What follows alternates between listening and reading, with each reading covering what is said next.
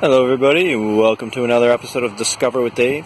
Today I'm going to be changing the spark plugs on my 2005 Toyota Corolla. 2005 Toyota Corolla LE. First thing to do is take off the cover here. And I have on mine here, there's two, screw here. And I believe there should be something here. Mine's missing. I just bought this car, so there should be something there, but there's not. But let's get those off quickly. Okay guys, so I'm just going to be taking off these two 10mm.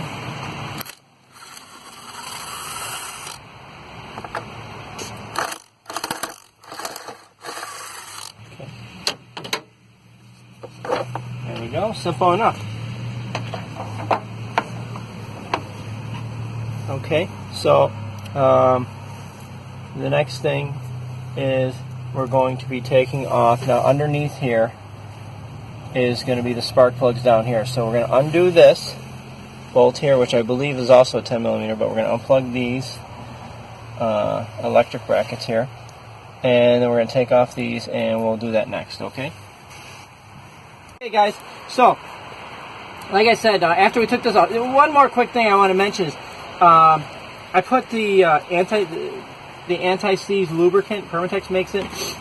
You got to do it for the spark plugs, but I also put it on here because otherwise, when you go to take this off, if it's really stuck on there, then the whole thing will come off. Okay, so before I can get this off or take these off, we're going to take off the electrical connectors. Okay, so we're going to pop these off. There's 1, 2, 3, 4, obviously 4-cylinder, okay? Gonna unscrew here, 10mm. Okay, don't want to lose that. Got our 10mm here. Okay, well, in addition to taking this one off, there was one more I forgot to mention over here in the middle. Same thing, another 10mm. And just gonna take that off too, okay? Put those this way. Then you can see the whole bar comes off, okay, with the wires. Okay, this way everything else can kind of come freely. Okay, alright, I just wanted to make sure I mentioned that. Obviously, more than mention, you gotta do it. Okay. I'm going to start with this then just because it's easier for me to get to at this moment with the camera and everything, and so you guys can see. So I just took off the bolt, and this is going to slide up. Okay, you can see it inside, and if you look inside, you can see the spark plug in there. Can you? I don't know if you can see. There it is! Yay! Spark plug. You can smell the heat, the smell. It's the burning oil. Well, not burning oil. Well, you know, the fuel where combustion happens. Okay, so it's best to use a spark plug socket, which I happen to have, and this one's a 3/8. Make sure you have the right one for it. I decided it's an older vehicle with a lot of miles. I'm going with a really good iridium, Denso iridium.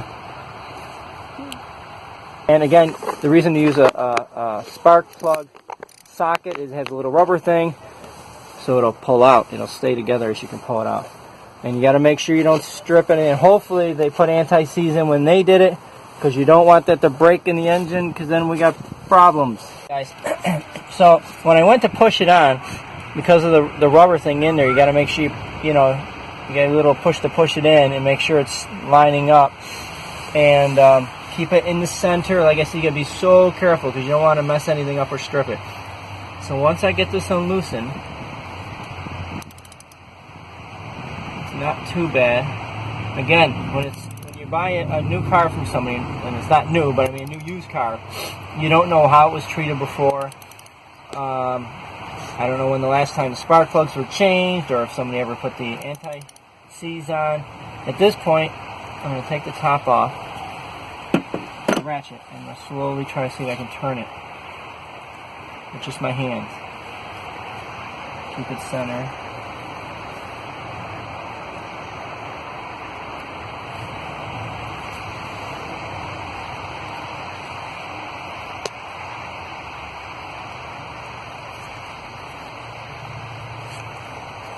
You learn a lot when you take off spark plugs by looking at the old ones. You can learn how they're burning, whether it's burning oil or how hot they're burning. There's a lot you can learn from it. It's like a little science. Oh, all right, we're pulling up. Let's see if we caught anything. We caught a spark plug. Yay! And it's a whopper. All right, and you know what?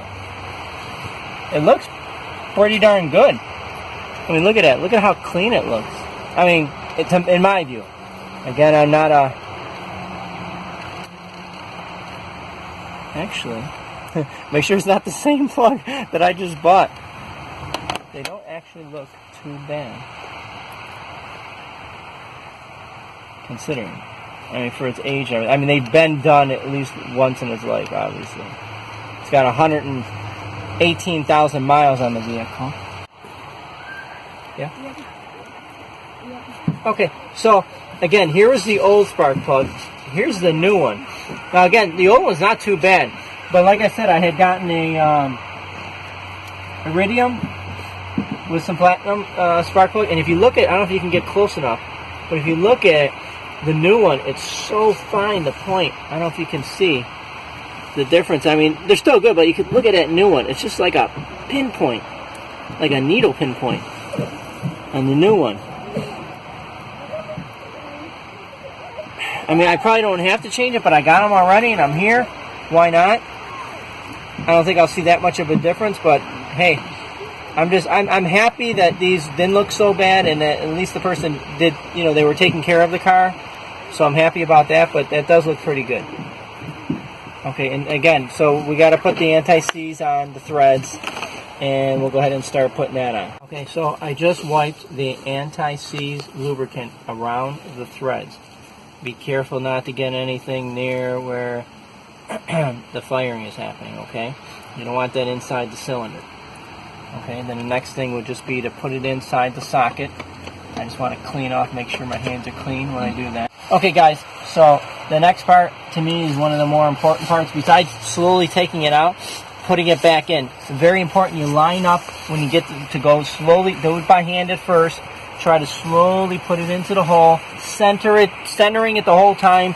Be careful not to strip anything and have it at the wrong angle. Having it at the perfect angle is the most important thing when you're going down. Okay? So I'm just looking down and trying to slowly go down, centering this thing and getting it in, and it's all about feel.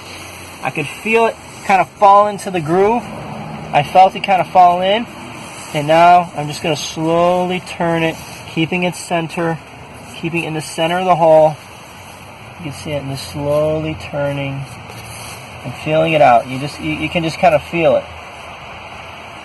And with this thing, you don't want to over crank it down. You just do a slight, you know, like a slight turn with your. Just pull up a little bit, feel it's in there. It is threading. It's going around. And with me, I'd rather take an abundance of caution than to do it wrong and end up, you know, having to take it somewhere because you've messed up, you know, part of your engine block here. So I just did it by hand. I feel it's kind of hand tight. Now, basically, the next thing is you just put on the ratchet and just about a half a turn with the ratchet once you got it by hand, okay? Again, we're not supposed to be cranking these on. You kind of feel it out. And I'm sure you could, I would probably look up in the manual to find out what the exact torque pounds, you know, how much pressure, how much torque pounds you should tighten it to. So now that I have the spark plug, the new spark plug tightened in there, I'm going to take this and put it back on. Slowly, again, everything's about slowly lining it up. Try not to rush anything. And you gotta try to make sure it clicks on.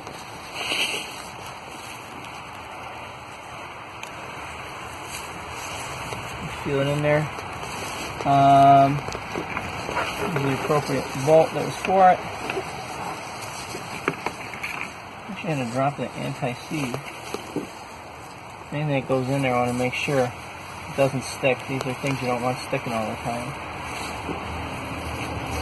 And you're basically going to put that back on with that 10mm. And once we get this on, we'll connect it back on and secure that. And we're basically doing this, well, we're going to do the rest of them first before we put the electrical connection back on. But we're going to do this for all the other three.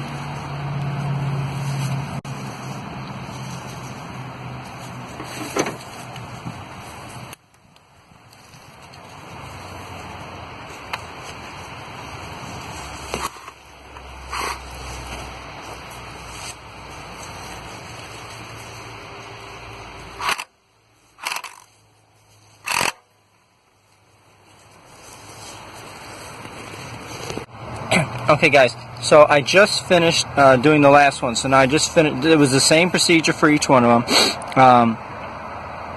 Replacing, the most important thing I learned, doing it is, again, patience, especially when you're, the taking out and putting back in. When you put it back in, slowly drop it till you just feel like it's hitting in the groove there.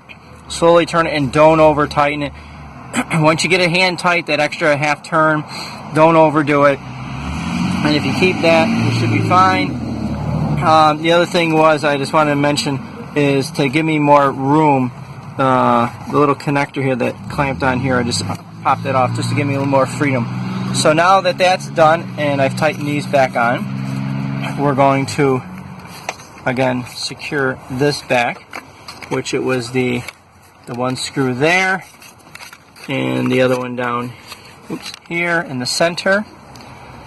Sorry, I've lost my cameraman. I'm doing it myself again. And then we're going to pop these right back in here. So let me just get this set up with my second hand, screw these on, and then we'll pop these back in, and we'll do the cover. Okay guys, so again, I just secured the two screws so I can put the wire bracket in there. And then next thing is just snapping these on. I gotta say, the one thing I love about this is everything is using the 10mm, but I mean, except for the actual spark plug. But I mean, all the connectors and covers. So now the next thing is we're going to, and obviously we've kept everything in order, so we're going to be snapping these on. Okay, so now that we've snapped these back on, all that's left is putting our cover back on. So, and again, for me, you might have all four being utilized. For mine, there's only the two here that are holding the cover on. Okay, so for me, everything looks good at this point. It's just a matter of me make sure you didn't leave anything laying around. Make sure.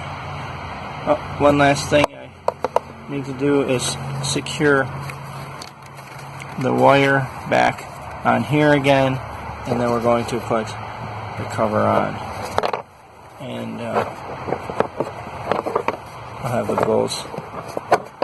We'll secure this on. Just give me a minute. And again, the last part is just putting on the cover, which, like I said, I just have the two nuts here that I'm screwing on. I can almost screw it on by hand, to be honest. There is two more spots here, which you most likely might have something connected there. I don't. Okay. So those are tight. The rest is just clean up. Again, thanks for watching Discover with Dave. This was for entertainment purposes only. I'm not a trained professional mechanic. This is something, one of the things I like to do at my house is do my own automotive repair. So again, always seek professional help. And this is for entertainment purposes only. But thanks for watching Discover with Dave. And please subscribe. Okay guys, let's start it up.